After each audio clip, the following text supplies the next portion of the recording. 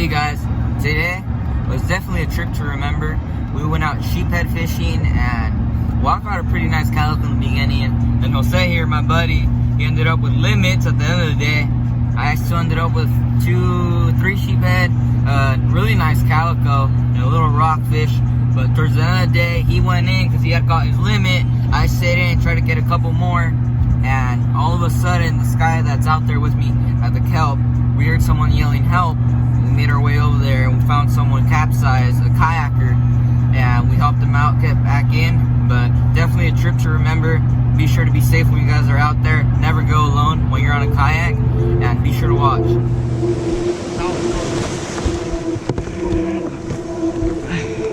Oh, heck yeah.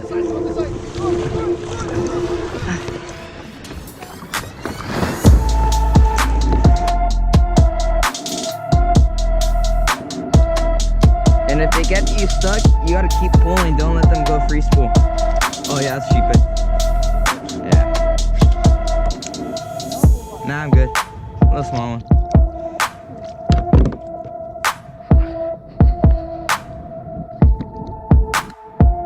Dude, this one's feeling a bunch of drag.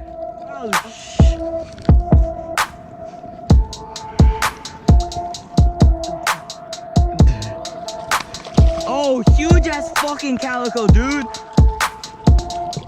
Holy crap. Fuck yeah. Yeah.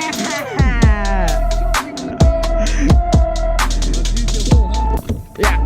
Oh, fuck.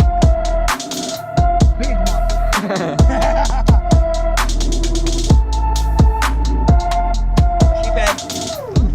Sheephead.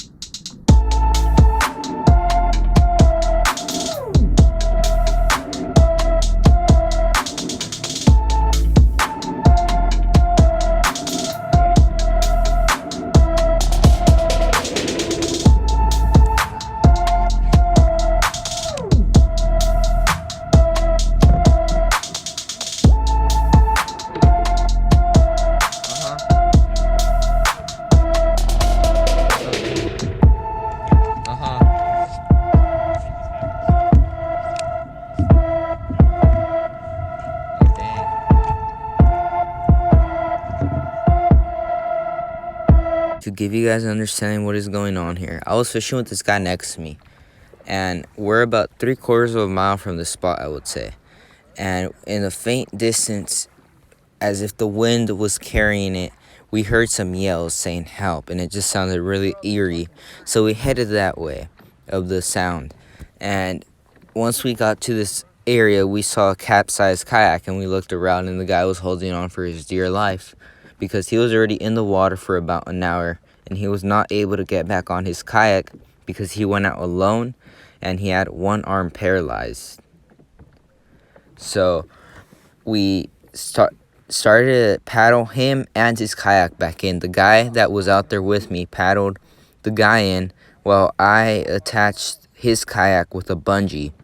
And on the paddle back in, it was a really tough paddle because I was hauling this capsized kayak with the seat creating drag in the water. And we would say this kayak weighed about 350 pounds or more because it was full on water, taking on water as it was going back in. And every time I would take a stroke with the paddle, I would probably only move an inch because the bungee I was using was kind of pulling me back every paddle. And on the way in, the Coast Guard helicopter did some circles around me and the other kayaker dragging the man in, and the paramedics were waiting on shore. This guy was hypothermic but had no other injuries. But moral of the story is don't go out kayaking alone, especially without a radio, as I did. So I had to use my phone, call the Coast Guard and the paramedics. So I even have to get a radio. But everyone that kayaks should really have a radio. So be safe out there.